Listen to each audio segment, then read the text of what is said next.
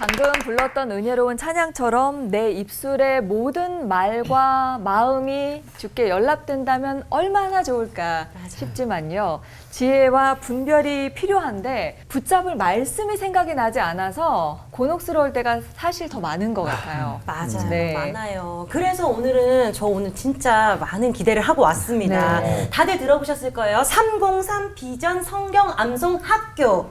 그곳에 교장 선생님께서 친히 이곳에 오셔서 네. 그런 고민을 모조리 해결해 주신다는 거 아니겠습니까? 네. 조금 어깨가 무거우실까요? 한창수 목사님? 네. 안녕하세요. 네. 맞죠? 네.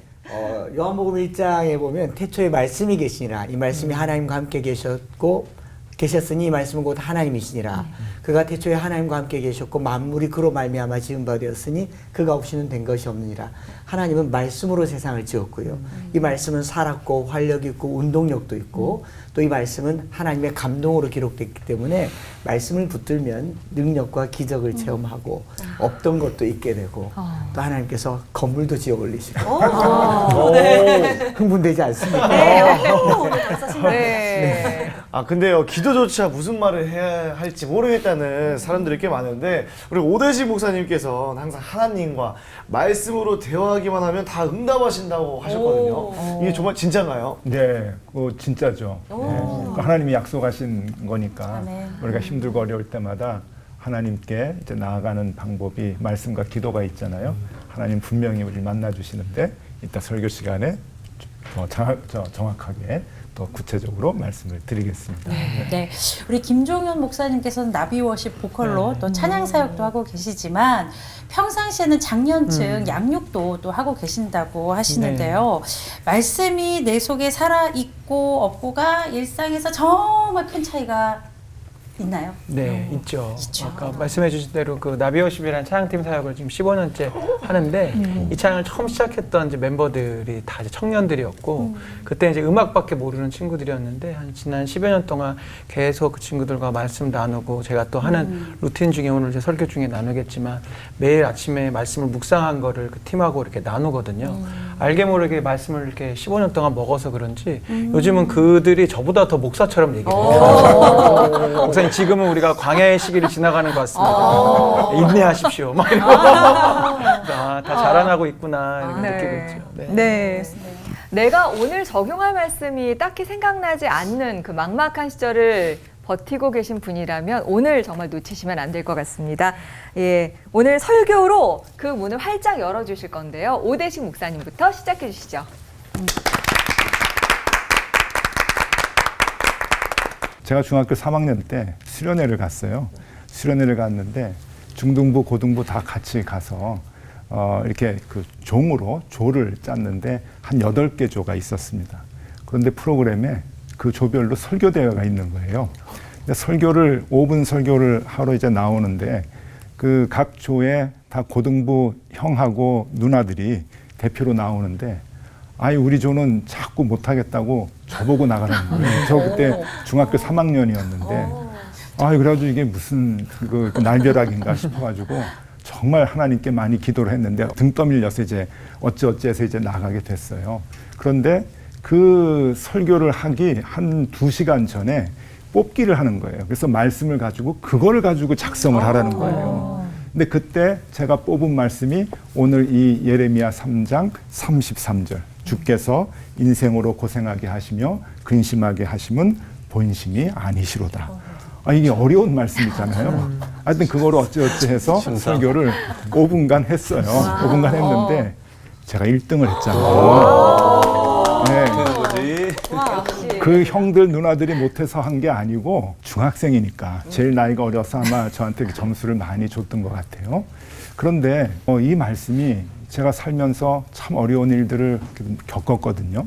저도 집안으로 어려운 일들, 목회로 어려운 일들, 여러 가지 어려운 일들이 있었는데 정말 죽을 것 같이 힘들었던 순간들이 있었어요.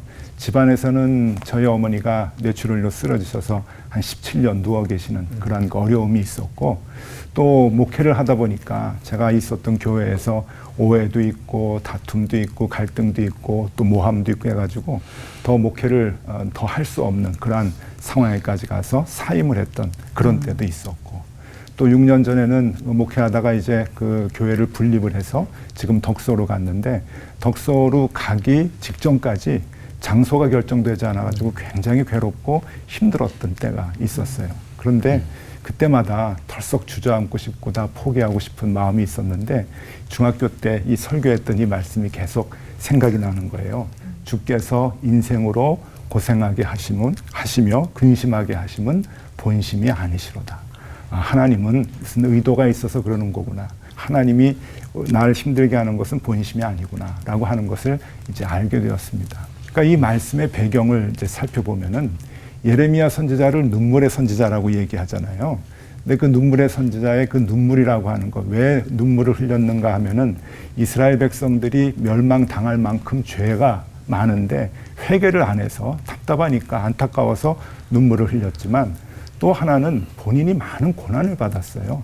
제사장들에게 붙잡혀서, 그러니까 직업이 같은 사람에게 붙잡혀서 모함을 당해서 옥에 갇히고 그다음에 구덩이에 빠뜨리게 되고 그리고 착고에 채워가지고 온갖 고난을 다 받았어요. 같은 제사장한테 뺨을 맞고 이제 막 그랬으니까 성경에 보면은 그런 구체적인 얘기가 나오는데 얼마나 힘들었는지 예레미야 20장 8절에 예레미야가 이렇게 얘기를 합니다.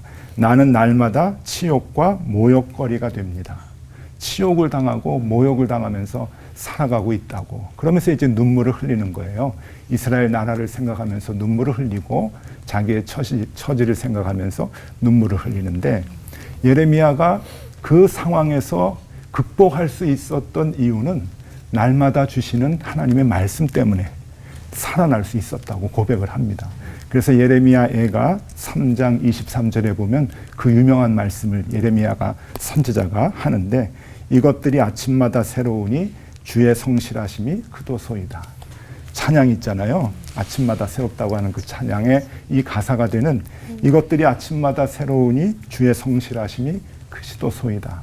하나님의 말씀을 늘 가까이 접하고 그 말씀을 늘 듣고 읽고 하니까 그 수치와 치욕과 모욕 가운데서도 자기가 힘을 얻었다라고 하는 그러한 그 말씀이에요. 그러면서 아침마다 새로우니 주의 성실하심이 크시도소이다라고 얘기하면서 그 말씀의 결론이 이 예레미야 3장 33절입니다. 주께서 인생으로 고생하게 하시며 근심하게 하심은 본심이 아니시로다. 너무 좋은 말씀 아니에요? 우리가 고생할 수도 있고 우리가 근심에 빠질 수도 있는데 그게 하나님의 본심이 아니시라는 거예요. 오늘 이 방송을 시청하시는 여러분들 중에 정말 힘들고 어려운 일이 있는 분 혹 계시다면 여러분 이 말씀을 같이 한번 기억하시면 좋을 것 같습니다. 예레미야서 3장 33절. 암기하기도 좋아요. 333 예레미야 3장 33절을 여러분들에게 드리고 싶습니다. 주께서 인생으로 고생하게 하시며 근심하게 하심은 본심이 아니시로다. 우리 하나님의 마음이 여러분들에게 전달되기를 바라고, 또 여러분들이 힘들고 어려운 상황에서도 이 말씀으로 또 새롭게 일어나는 놀라운 일이 있기를 바랍니다. 기도하겠습니다.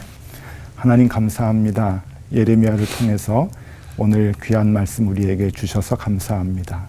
힘들고 어려운 순간들이 참 많고 고생과 근심의 순간들이 너무나 많지만 또 하나님께서 우리를 일으켜 주시니 감사합니다. 새 힘 얻고 일어나 주와 함께 동행하는 승리하는 삶 꼭 살아갈 수 있도록 모든 시청자 모든 분들에게 주님 함께하여 주옵소서. 예수 그리스도 이름으로 기도드리옵나이다. 아멘. 김정주 목사님이 쓰신 안녕 기독교라는 책에 이런 문장이 있습니다. 아담과 하와는 모든 것이 완벽하게 갖추어진 에덴 동산에서도 타락했다. 그러나 예수님은 모든 것이 완벽하게 결핍된 광야에서도 승리했다. 우리의 환경이 아무리 에덴 동산같이 완벽하고 아름다워도 그 중심에 하나님의 말씀이 없으면 우리는 유혹에 굴복한다. 하지만 우리의 환경이 아무리 광야와 같이 메마르고 결핍되어 있어도 그 중심에 하나님의 말씀이 있으면 우리는 유혹에 굴복하지 않는다. 참 맞는 말씀인 것 같습니다. 우리 예수님 광야에서 사단에게 시험을 받으실 때 다 말씀으로 이렇게 물리치셨잖아요. 말씀이 내 속에 머물러 있을 때, 말씀이 내 안에서 묵상되고 있을 때 우리는 광야에서 승리할 수 있고 광야에서 노래할 수 있습니다. 그럼 어떻게 하나님의 말씀이 내 속에 머물도록 할 수 있을까요? 몇 가지 방법들이 있지만 오늘 저는 묵상이라는 키워드로 이 내용을 좀 풀어가고 싶습니다. 시편 1편에 우리가 잘 아는 그 귀한 구절이 있습니다. 복 있는 사람은 악인들의 꾀를 따르지 아니하며 죄인들의 길에 서지 아니하며 오만한 자들의 자리에 앉지 아니하고 오직 여호와의 율법을 즐거워하여 그의 율법을 주야로 묵상하는도다라고 되어 있습니다. 저는 이 묵상의 첫 번째 의미를 주님과 이렇게 그 말씀을 나눌 수 있는 조용한 주님과 나만의 골방의 시간과 골방의 장소를 찾는 것을 묵상이라고 말씀드리고 싶어요. 예수님은 우리가 기도할 때, 주님과 대화할 때 은밀한 곳에서, 그 골방에서 나누라고 하셨기 때문입니다. 이 묵상을 다른 말로는 QT라고도 하죠. Quiet Time. 가만히 잠잠히 주님 앞에 머무는 그 바쁜 나의 일상 가운데서 삶의 쉼표를 만들어내는 그런 자리인데요. 한옥 목사님이 이런 이야기를 하셨습니다.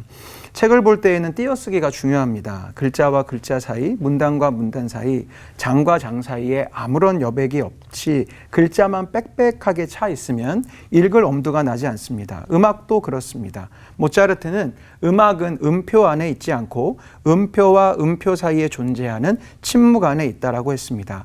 묵상, 메디타치오라는 말의 어원을 살펴보면 수면에 비친 모습을 되받아 좀 더 자세히 본다는 뜻을 갖고 있습니다. 정신없이 흐르는 물의 수면에서는 내 모습을 비춰볼 수 없겠죠.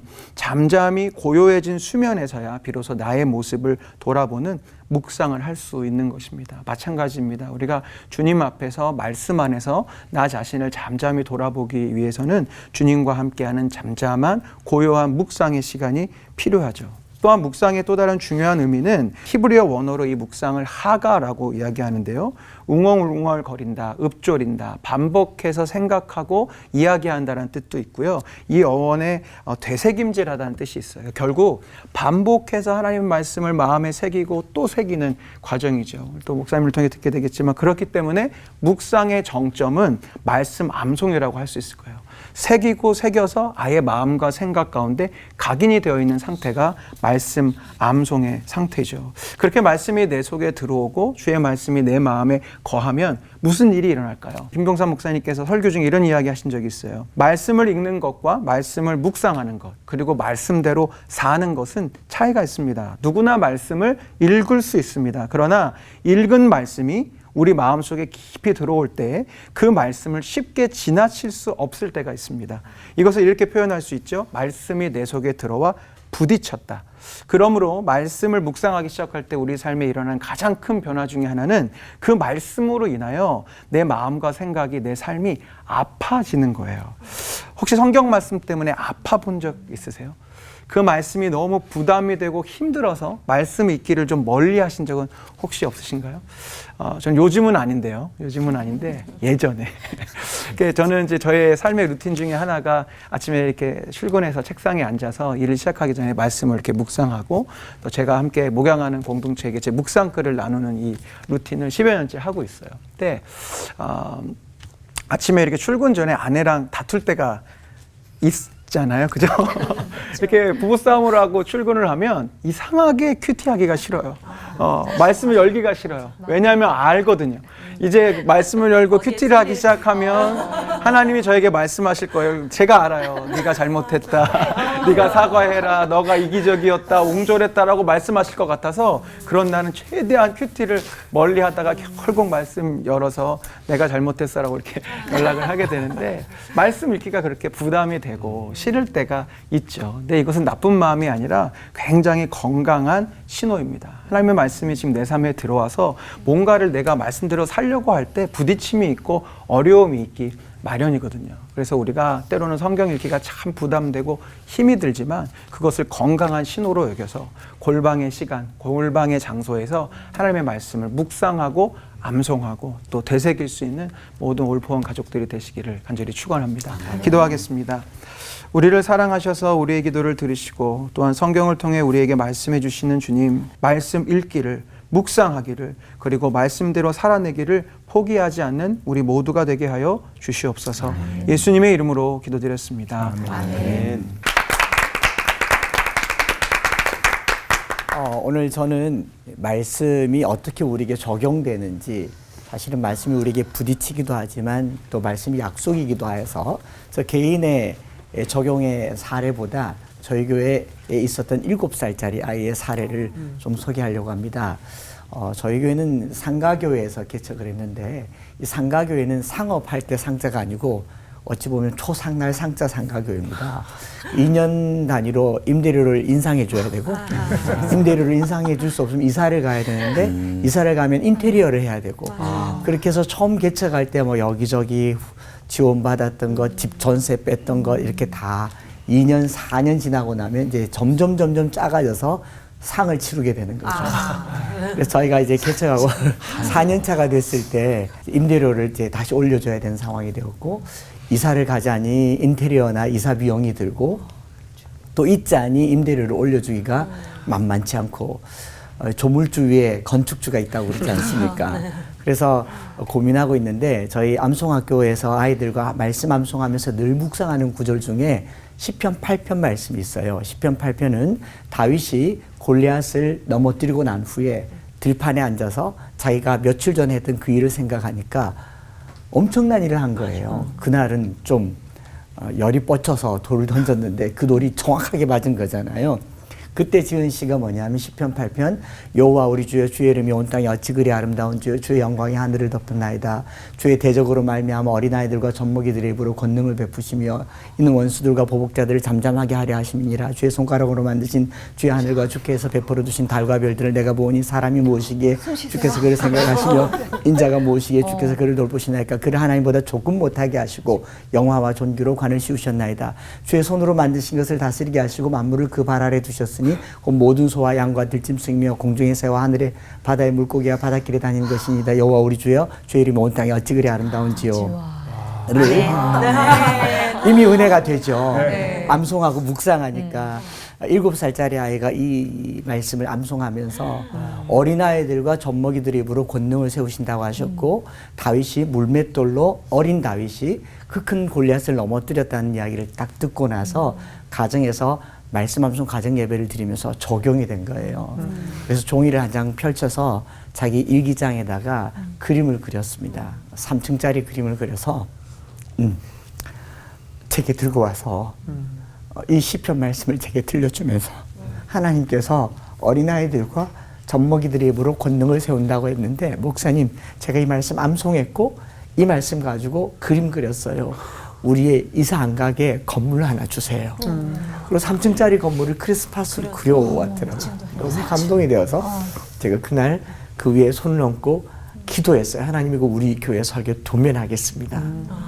그런데 정말 놀랍게도 일주일 만에 저희 교회 바로 앞에 공터에 168평을 저희가 사게 된 거죠. 그게 그 과정이 얼마나 놀라우냐면 하나님이 어린아이의 기도를 들으신다는 게 이 땅 주인은 이 집중상업지구에 술집을 차리려고 주류업을 하시는 분인데 168평을 샀는데 설계를 해서 건축 허가를 내는 사이에 바로 강 건너편에 어린이집이 선 거예요.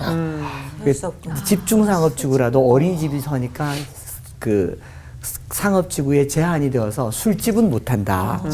허가가 나지 않는데 이분이 6억의 대출금에 자기 돈 들어갔지 이자 내고 또 행정소송하는데 패소를 해서 이 땅 때문에 골치를 앓다가 이제 제가 지나가면서 하나님 이런 땅 하나면 얼마나 좋을까요 했는데 찾아왔어요. 뭐 하시는 분이냐고. 목사입니다. 뭐 하기를 원하냐고. 교회 하기를 원합니다. 사래요. 얼마냐 물었더니 8억 9천이랍니다. 뭐 890만도 없습니다. 뭐 그냥 주는 거 아니면 못 갔습니다. 와보래요. 농협에 도장 만들고 와보래요. 혹시 모르니까. 그 이튿날 갔는데 법무사, 공인중개사, 농협 지점장 그리고 땅 주인이 와서 대출금이 6억이 있는데 이걸 가져가시면 나머지 잔금은 6개월 후에 줘도 되니까 일단 사시라고. 나 이 땅 지금 지긋지긋하고 보기도 싫다. 그래서 도장 들고 계약금 안 주고 그날 샀습니다. 그냥 샀어요. 그리고 이제 6개월 동안 이자 내면서 버티면 되는데 더 놀라운 일은 딱 일주일 만에 교회 바로 앞에 홈플러스라고 하는 게 있는데 거기서 주차장을 증축한다고 이 공사를 해야 되니까 인근 공터에 차를 대야 되잖아요. 400만 원 줄 테니까 빌려달래요. 못 빌려줄 이유가 없잖아요. 그냥 빌려주고.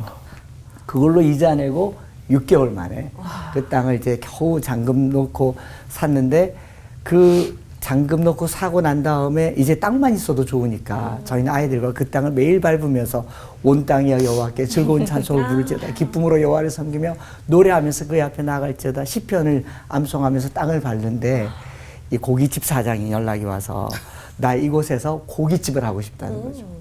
그래서 목사님이시니까 3층을 지어서 아래층을 세를 달래요. 그래서 제가 3층은 고사하고 1층도 못 짓습니다. 저희는 텐트 치고 예배 드릴 겁니다. 그런데 그 주인이 우리가 전세를 얻을 테니까 세를 달래요. 건물도 안 지었는데 얼마를 주겠냐 물었더니 전세 4억에 월세 150 어떠냐. 여러분 건물 없는데 전세 내보셨어요? 제가 빈 땅에 전세 4억에 계약서를 쓰고 그날 6천만 원 받아서 그 돈으로 설계하고 매달 1억씩 현금 내면서 지은 건물이 지금 저희 교회 건물입니다. 그때 알게 됐어요.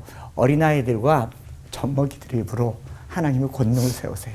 이 말씀은 어린아이들에게도 능력이 되고 젖먹이들의 입에도 능력이 되기 때문에 우리는 어린아이들에게 물맷돌 지어주는 심정으로 말씀을 심어줘야겠다.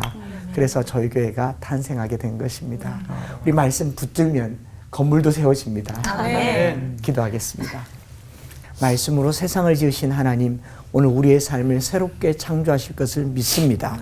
우리의 삶의 말씀이 능력이 되기를 소망하며 구주 예수 그리스도 이름으로 기도드립니다. 아멘.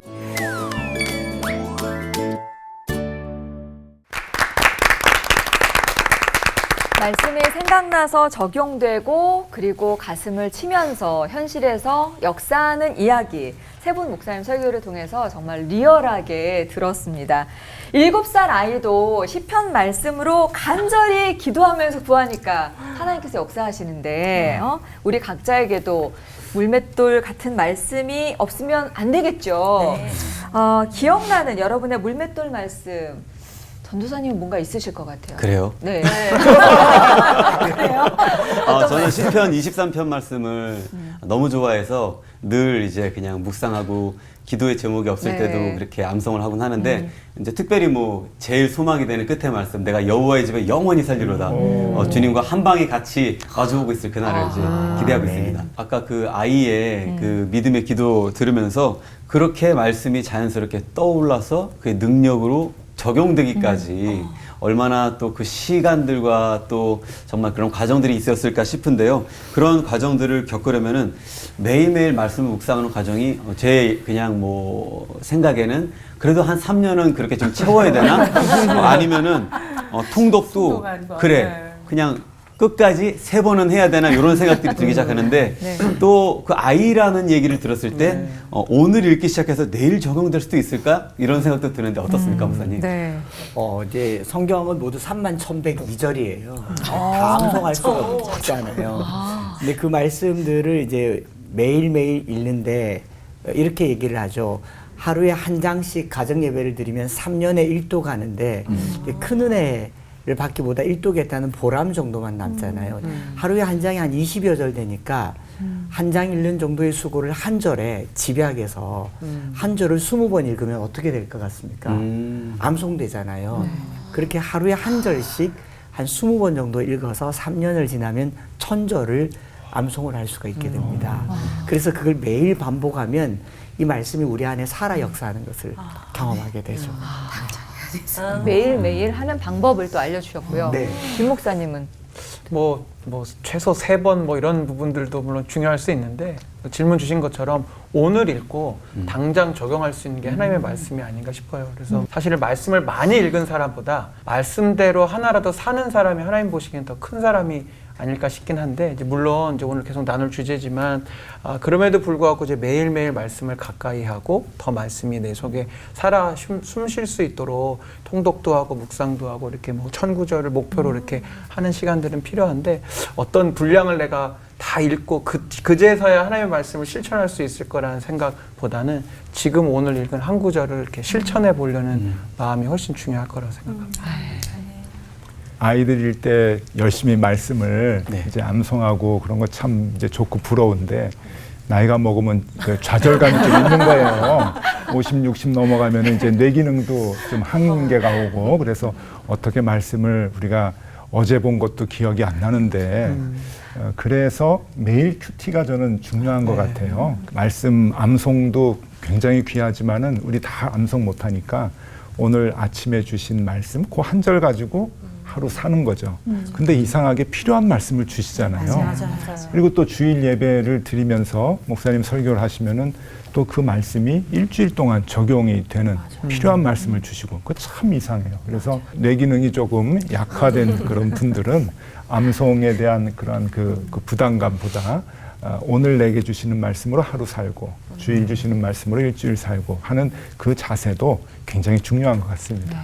어떤 분이 그 콩나물 시루에 물 이렇게 부으면 물은 빠져나가지만 콩나물은 자라는 것처럼 말씀도 그렇게 우리가 다 잊어버리는 거 같지만 뭔가 남는 건 있을 거다. 그런 방법을 또 추천하기도 하시더라고요. 네. 맞아요. 잘 안 읽어지면 빨리 그냥 눈으로 익힌 날 빨리 눈으로 넘기라고 이 장을 그쵸, 빨리 그쵸. 넘기라고 다음 네. 장에 여기가 읽히고 뒤에가 안 읽힐 수도 있다고 그쵸. 얘기를 하셨는데 네. 이만큼 암송이 좀 어렵긴 하잖아요. 그쵸. 그런데 제가 대구 엠마오 교회 아이들이 기본 300절, 500절을 그냥 암송한다는 이야기를 들었습니다. 그거 얼마나 걸리는지 그런다면 시간이. 그리고 또 1000절 암송을 하면 선물로 해외여행을 네. 다녀온다던데 그쯤 이거 우리 암송을 교회 하면 괜히 보면 안 되는데. 저 교회 못 가겠는데. 네, 그쯤 암송하면 그들이 뭘 느낀다고 하는지 우리 아이들이 그래서 좀 네, 얘기해 주세요. 암송은 사실 암기랑 달라서 암기는 기억하는 거거든요. 네네. 기억은 언제든지 잊어버릴 수 있는데 암송은 습관이어서 우리 요거 안 잊어버리잖아요. 주기도문 사도신경 안 잊어버리잖아요. 계속 반복해서 습관이 되도록 근기억력에 남겨두는 게 암송이어서 얼마나 시간이 걸린다가 아니라 우리는 주님 오실 때까지 매일 하겠다. 매일 필수 구절들을 암송하겠다고 하고 이 말씀이 우리 안에 살아 역사할 때까지 우리가 사람이 술을 먹고 술을 먹고 술이 사람을 먹잖아요.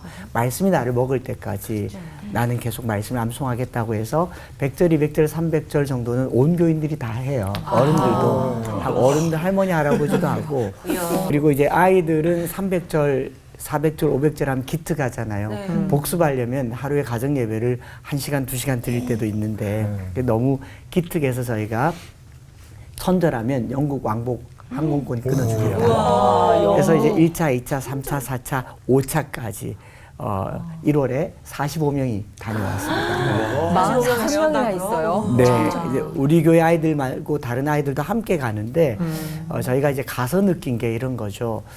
영국에 처음 갔을 때 3명의 초등학교 6학년, 5학년 아이들이 천절 암송을 해서 너무 기특하니까 저희가 공부한 학교의 교수님이 이 세 아이를 초대해서 식사하면서 야, 니들 진짜 천절 암송했냐? 그랬더니 했대요. 제일 좋아하는 거 하나만 해봐 했더니 이 아이들이 의논하더니 마태복음 1장을 암송하는 겁니다. 아브라함과 다윗 자손 예수 그리스도의 세계를 아브라함 이삭을 낳고 이삭은 야곱을 낳고 야곱은 유다하고 형제를 낳고 유다는 베레스를 낳고 베레스는 헤스를 낳고 헤스는 남을 낳고 아미나답을 낳고 나손을 낳고 살을 낳고 낳고 하니까 궁금하잖아요. 여러분 마태복음 1장 좋아해 보셨어요? 아니요. 그래서 교수님이 물었어요. 천절 중에서 이게 왜 좋냐. 많은 구절이 있으니까 그렇죠. 이 아이들이 우리가 안 가르친 대답을 하는 걸 보고 깜짝 놀랐죠. 마태복음 1장을 암송하고 있으면 구약 성경이 살아 들어오는 것 같다.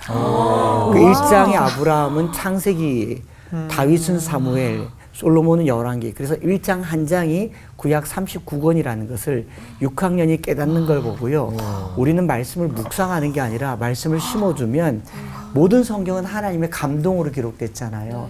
이 말씀이 아이들에게 심겨지면 그 감동이 아이들 속에서 나타나는 거지 이해하고 깨닫는 게 아니라는 것을 알고 난 후로부터 진정한 묵상은 암송이다. 그리고 바울이 말하기를 나는 심었고 아볼로는 물을 주었거니와 자라게 하시는 이는 하나님이시라고 하셨으니 그렇게 해서 암송을 하게 된 겁니다. 너무 대견하고 저도 제가 느끼는 것도 너무 대견하고 신기할 정도인데요. 아니 아이들도 이런데 우리 아까 전에도 시편 말씀에 이런 구절 있잖아요. 근데 두루루루 다 바로 말씀하셨지만 교장 선생님의 실력을 또 궁금해서 깜짝 놀라 우리 목사님의 암송 실력을 조금만 다시 한번 보여주실 수 있으실까요? 네. 적당하게 끊으시면 제가 끊을게요. 네. 어느 정도 가실지. 다른 출애굽기 20장 1절부터 21절까지 말씀 하나님이 모든 말씀으로 말씀하여 이르시되 나는 너를 애굽 땅 종되었던 집에서 인도하여는 내 하나님이니라 너는 나 외에는 다른 신들 내게 두지 마라 너를 위해 새 형상을 만들지 말고 또 위로 하늘에 있는 것이나 아래로 땅에 있는 것이나 땅 아래 물속에 있는 것이 어떤 형상도 만들지 말며 그것들이 절하지 말며 그것들을 섬기지 말라 나 내 하나님 여호와는 질투하는 하나님 즉 나를 미워한 자의 죄를 갚되 아버지로부터 아들에게 3, 4대까지 이르게 하거니와 나를 사랑하고 내 계명을 지킨 자에게는 천대까지 은혜를 베푸느니라 너는 내 하나님 여호와를 망령되게 부르지 말라 여호와는 그 이름을 망령되게 부른 자를 죄 없다 하지 아니하리라 안식일 그러니까 끝에 그냥 넘기시는 와. 거죠. 저희 선배님 중에 수다맨이 계셨는데 여기 말씀맨을 모셔가지고 끊임이 없을 것 근데 같아요. 아이들이 암송을 이렇게 빨리 안 하면 네. 그 다음 자기 시간을 못 가지니까 아이들 이렇게 어디를 가든지 가면 뭐 사우나를 가든지 어딜 가면 암송하라 그러면 일단 빨리 던져놓고 그게 이제 근육이 기억한다는 거죠. 머리가 기억하면 맞아요. 생각에서 떠올리는데 근육이 기억해야 순종도 생각하면 순종을 못해요. 근육이 순종하는 겁니다. 쿡 찌르면 나오네요. 그러니까 정말 찌르면 나오네. 와 진짜 이 정도는 어려울 때 필요할 때 말씀이 생각나서 적용되는 것 같아요. 그러면 저는 기권하겠습니다. 빠른 빠르네요. 아니 MCI가 빨라. 이러실 분들을 위해서 우리 오대식 목사님 네. 그 사실 말씀을 보고 들어도 그때 생각이 잘 안 나기도 하거든요. 그래서 구체적으로 낙마하고 넘어질 때 그리고 상대방이 너무나도 미울 때 잠시 높아져서 교만해지려고 할 때 이 말씀을 좀 떠올리고 적용해 보세요 하는 말씀 좀 구절이 있으면 좀 알려주시면 감사할 것 같습니다. 네. 이제 그 저한테도 적용이 되는 상황인데요. 그 저도 그 남들이 미울 때가 참 많거든요. 요 지금 말씀하신 상황 가운데서. 그런데 그 참는 게 참 쉽지가 않은 것 같아요. 분노는 치미는데 제가 고구려 피가 흘러가니까 이 고구려 피는 잘 참다가 그냥 확 집어던지는 그런 그 특성이 있는데 그래서 이게 참 저한테 늘 이제 그 마음에 이제 그 큰 짐이 돼가지고 여기에 대한 그 말씀이 늘 마음속에 있도록 훈련을 좀 했어요. 야고보서 3장 18절에 보면은 화평케 하는 자들은 화평을 심어 의의 열매를 거두느니라. 이 짧은 말씀이 있거든요. 그러니까 내가 화평케 하는 일에 좀 애써야 되겠구나. 남들이 좀 미워 보이고 좀 분한 일이 있고 막 싸우고 싶고 다투고 싶은 그런 생각이 날 때 마음에 이 말씀을 다시 한번 이렇게 되새기는 거예요. 화평케 하는 자들은 화평을 심어 의의 열매를 거두느니라. 내가 조금 더 참고 화평한 얘기를 하면 반드시 의의 열매를 거두게 해 주신다고 하는 그런 그 말씀이 굉장히 큰 도움이 되거든요. 가끔 실수할 때도 있지만 그래도 성격대로 살지 않고 그 화평을 심으려고 좀 애를 쓰는데 혹시 시청자분들 중에서 지금 굉장히 남들이 밉고 막 분노가 치밀고 그럴 때 야고보서 3장 18절 선물로 드리겠습니다. 네. 이런 거 좋은 것 같아요. 저희 올포원 유튜브 쇼츠에 네. 분노할 때 뭐 보면 좋은 말씀 이거 딱 띄우고 미울 때 딱 띄우고 그래서 속상할 때 아니면 위로받고 싶을 때 딱 이렇게 하나씩 네. 있으면 정말 또 너무 좋을 것 같은데 이만큼 말씀 많이 심겨져야 되는 건데 어렵습니다. 정말 실생활에 도움이 많이 되는 오늘인데요. 한편에서는 이런 우려도 좀 생깁니다. 성경을 읽다가 잘못 해석하고 잘못 적용을 하면 어쩌지 하는 그런 부분인데요. 우리 김종훈 목사님께 한번 질문 드려볼게요. 예전에 제가 이 말씀 붙잡고 내게 능력 지시는 자 안에서 뭐든지 할 수 있다. 난 뭐든지 할 거야. 뭐든지 할 수 있어. 이러면서 막 괜히 못하는 노래 막 하고 막 못하는 데 가가지고 막 하고 그것만 이렇게 막 잘못 적용한 예가 여기 여실히 있는데요.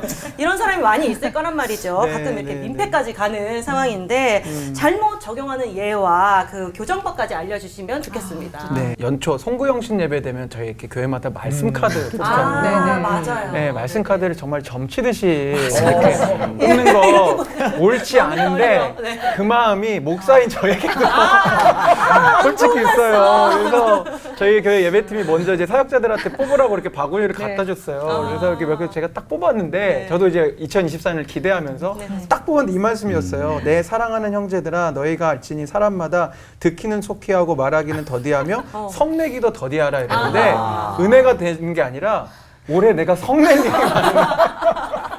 그래서 죄송해요. 다시 집어넣었어요. 그리고 주님 축복의 말씀 이제 뽑았는데 이번에는 자기를 낮추는 사람이 되는다. 뭐 천국의 큰 이 말씀 주셔서 올해는 내가 참고 성내지 말고 낮은 자리에 있으라는 뜻이구나라고 받았지만 그 마음 가운데 저 역시도 뭔가 하나님의 말씀을 어떤 묵상과 맥락과 이런 적용 없이 그냥 어떤 점괘처럼 받고자 하는 거 잘못된 것 같고요. 요즘은 그런 분도 없으시겠지만 옛날에 이렇게 묵상과 큐티, 암송 이런 부분들이 문화가 안 됐을 때 뭐 그런 경우 진짜 있으셨대요. 그냥 말씀 착 펼쳐서 오늘 내게 주는 말씀. 근데 집었는데 이런 말씀이 어떡하실 거예요? 또 누구든지 나를 믿는 이 작은 자들 하나라도 실족하게 하면 차라리 연자 맷돌이 그 목에 매어 바다에 던져지는 것이다. 만약에 이 말씀을 적용하려면 우리 다 그래야 되잖아요. 그러니까 이런 말씀이 아니고 내가 자의적으로 해석하거나 잘못된 적용으로 들어가지 않기 위해서는 성경을 통해서 성경을 해석할 수 있어야 되는데 이게 어려운 것이 아니라 성경을 이렇게 읽다 보면 구약의 하나님과 신약의 하나님이 너무 달라 보이고 구약은 읽기가 힘들고 신약은 상대적으로 쉽고 또 구약의 하나님은 굉장히 무서운 하나님처럼 여겨져서 구약은 잘 안 읽으려고 하고 어떻게 적용할지도 이렇게 잘 모르는데요. 예수님이 이런 말씀하셨습니다. 내가 율법이나 선지자를 폐하러 온 줄로 생각하지 말라. 폐하러 온 것이 아니요 완전하게 하려 함이라. 여기서 율법이나 선지자가 구약 성경입니다. 예수님은 이 땅에 오셔서 구약 성경을 완전하게 하셨고요. 요한복음에 보면 빌립이 예수님한테 물어봐요. 아버지, 그러니까 성부 하나님을 좀 우리에게 보여주시고 알려주십시오. 그때 예수님이 하신 말씀이 나를 본 자는 아버지를 보았다라고 이야기하세요. 종합하자면 예수님을 통해서 우리는 구약의 하나님과 신약의 하나님, 즉 예수님이 같은 분이시고 같은 성품과 같은 마음을 가지셨다는 것을 성경을 통해 발견하게 되고요. 결국 그래서 성경은 하나님은 사랑이시다라고 결론을 짓고 있습니다. 그래서 우리가 말씀을 묵상하는데 사랑이신 하나님의 기준에 벗어나는 해석이나 적용이 된다면 다시 한번 고민해 보셔야 돼요. 그래서 말씀을 묵상하고 암송하고 했는데 하나님이 그래 나를 미워하실 거야. 결국 나를 포기하실 거야. 나는 죄가 많아서 버리시겠지? 예를 들면 이런 결로 내 묵상이 흘러간다면 지금 뭔가 잘못 가고 있는 거죠. 성경은 큰 틀 안에서는 사랑의 하나님, 구약이든 신약이든 사랑의 하나님을 이야기하고 있고요. 말씀을 적용하는 데서 마찬가지예요. 예수님이 이런 말씀 하셨습니다. 내 마음을 다하고 목숨을 다하고 뜻을 다하여 주 너희 하나님을 사랑하라. 그리고 내 이웃을 내 자신같이 사랑하라. 이 두 가지를 말씀하시면서 이 두 계명이 온 율법과 선지자의 강령이니라. 즉 성경 전체의 가르침은 하나님 사랑과 이웃 사랑으로 흘러간다는 걸 이야기하고 있는 거죠. 그래서 말씀을 묵상하고 적용했는데 내가 그러니까 말씀 안에서 나는 이기적이 되어야 되겠어. 내 모든 것 할 수 있으니까 내 마음대로 해야 되겠어. 라는 것은 하나님 사랑과 이웃 사랑의 방향과 먼 결단이기 때문에 뭔가 내가 지금 잘못 묵상하고 있구나를 발견할 수 있는 거죠. 그래서 이런 기준, 하나님은 사랑이시고 또 말씀을 통해 결국 우리가 흘러가야 되는 방향은 주님을 사랑하고 이웃을 사랑하는 것이 결론이 되어야 된다는 기준만 갖고 계시면 풍성하게 하나님이 날마다 여러 가지 하나님의 모습을 보여주실 것이고 또 다양하게 적용할 포인트들을 주실 것 같습니다. 네. 오늘 무슨 말씀 학교에 온 듯한 기분이 들어요. 제가 지금 볼펜이 없는데 막 적고 필기해야 될 것 같은 적용해야 될 그 부분들이 굉장히 많은데 다른 때보다도 이게 세 분 목사님들이 꼭 말씀 한 과목씩 맡아서 해주시는 선생님들처럼 열정적으로 지금 얘기를 나눠주고 계신데요. 자, 하지만 선생님들도 피해갈 수 없는 순서가 기다리고 있습니다. 돌발 질문 시간입니다. 두구두구두구두구두구두구두구. 돌발 질문. 네. 여기 있습니다. 거기 있었군요. 제가 또 돌발 질문을 드리도록 하겠습니다. 잘 들으시고 바로 답해 주시면 감사할 것 같습니다. 자, 드립니다. 어떤 상황 속에서 적용할 말씀은 떠오르는데 이번만은 내 맘대로 하고 싶어서 말씀을 못 들은 척, 못 본 척 한 적이 있다, 없다. 하나, 둘, 셋. 있다. 있다. 휴, 은혜가 됩니다, 벌써. 그럼 먼저 오대지 도전이 목사님부터. 되고요. 있다고 하는 그 자체가 말씀의 능력을 믿는 거잖아요. 말씀의 능력을 믿는 거고 아까 목사님 설교하실 때 그 묵상하기가 싫어진다는 것도 묵상을 하면 내가 어떻게 해야 된다는 걸 아니까 이제 그런 게 있는데 갈등이 있어가지고 이제 화해해야 된다는 걸 분명히 알 때가 있는데 그때는 그 하나님의 말씀을 조금 멀리 하게 되더라고요.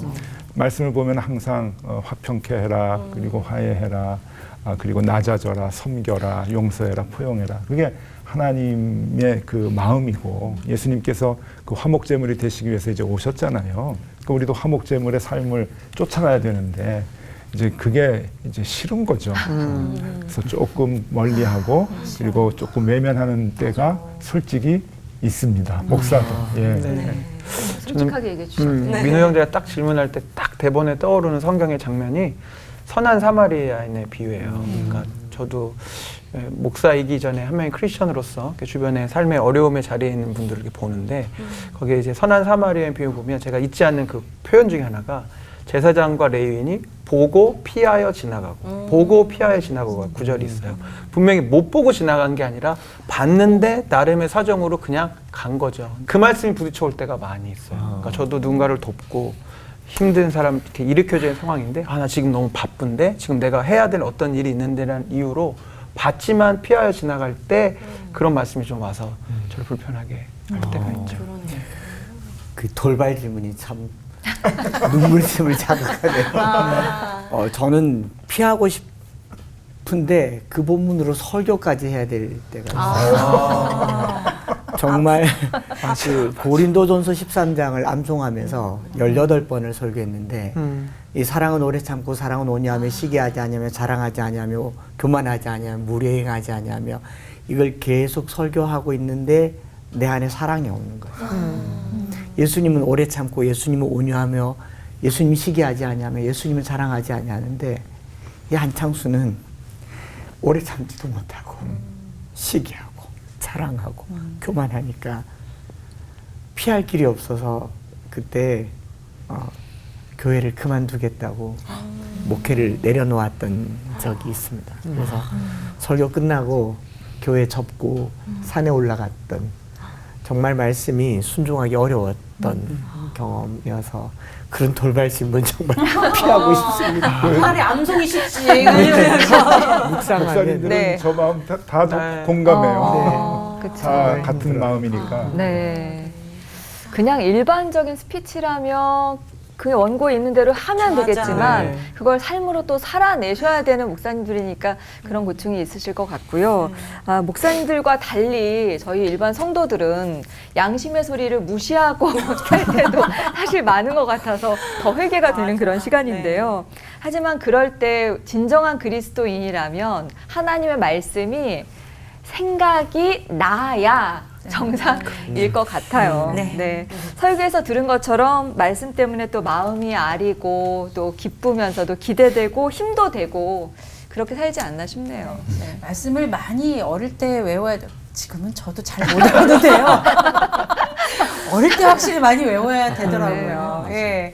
그러면서 계속 읽고 해야 되는 이유가 그때 안에 있는 우리 안에 있는 성령님이 필요한 말씀을 이렇게 탁탁 이제 알려주시는 인도하심이 분명히 있는 것 같아요.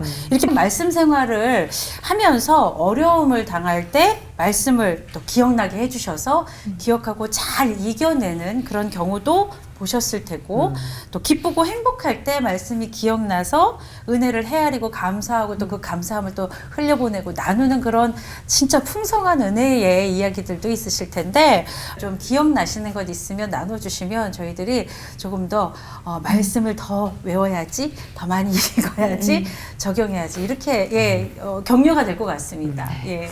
저부터 좀 나누자면 이렇게 전도사 1년차 때였습니다. 그러니까 찬양하는 게 너무 좋고 이렇게 예배 인도하고 하나님께 영광 돌리는 게 너무 좋아서 이런 삶을 평생 살고 싶은 마음에 이제 신학을 하기로 마음을 먹고 이제 일반 대학을 다니다가 신학대학원에 들어가서 1년차를 딱 맞이했는데 몇 가지 이런 목회에 대한 환상이 부서지기 시작하는 거예요. 아, 그냥 단순히 기타 잡고 찬양만 하는 게 아니었구나. 막 관계의 어려움들, 또 재정적인 어려움들, 또 어떤 목회의 여정에 대한 막막함이 막 몰려오는데 어느 날은 너무 두렵고 힘들어서 저희 작은 교회였는데 그 강단 앞에 나가서 하나님 앞에 이렇게 기도를 하는데 뭐가 막 간절한 믿음이 솟구쳐온다기보다 뭔가 막 이제라도 이제 1년 딱 됐으니까 이제라도 돌이킬 수 있을 거 아닐까 막 여러 가지 때문에 하나님 저 어떻게 해야 돼요? 두려워요, 무서워요, 막 걱정이 많아요 기도하는데 그때 정말 하나님의 말씀 한 구절이 제 마음속에 쿵 하고 들어왔어요.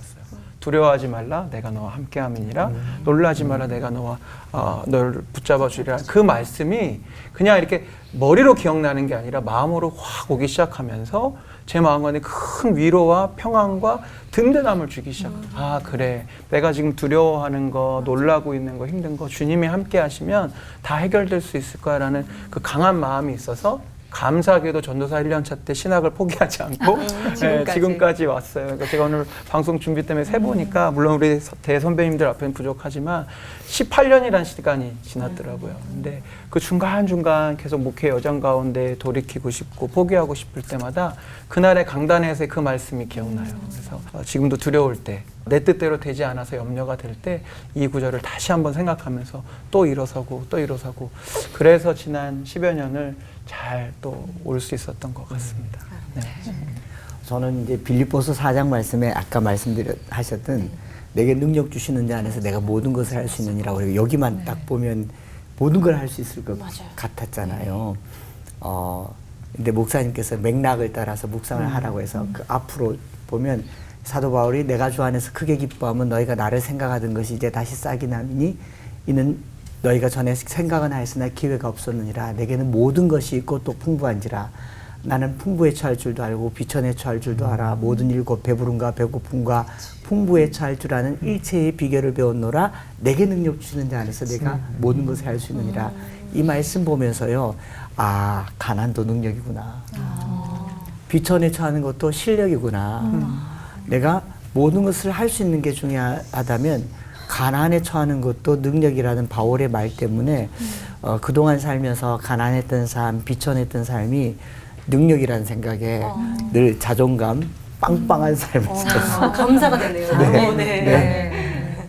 아무나 가난해지는 게 아니에요.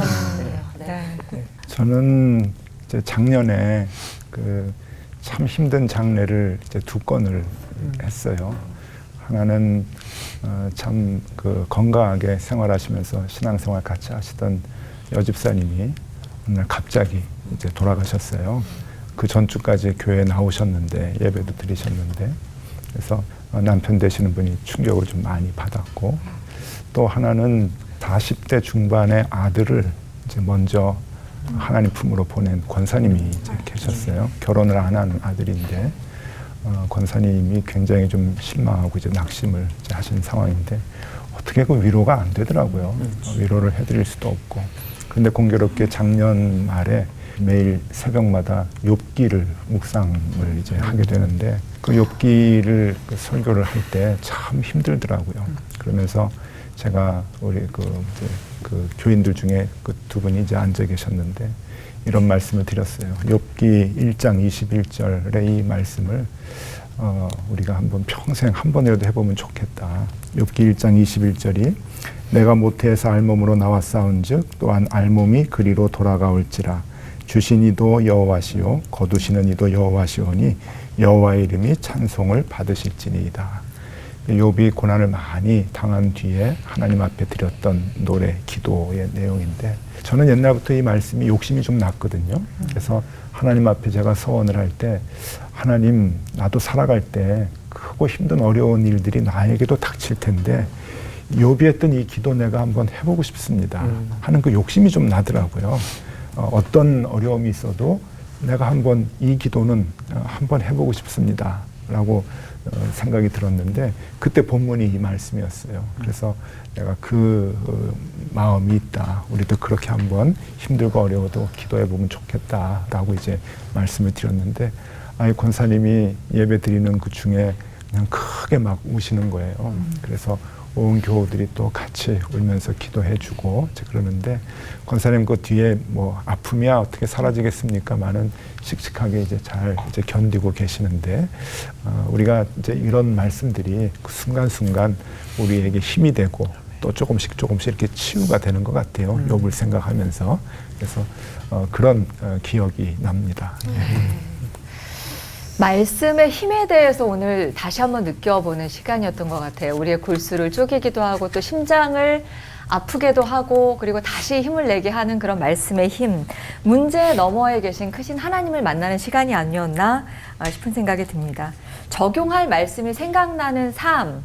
오늘 진짜 해볼만 하다. 살아낼 가치가 있다라는 좀 힘을 받는 시간이었을 것 같은데요. 우리 끝인사도 오늘 배운 물맷돌 말씀부터 좀 힘껏 던져보면서 나아갔으면 좋겠습니다. 고생과 근심은 하나님의 본심이 아니십니다. 믿고 신뢰하며 하나 되는 시간 올보 원.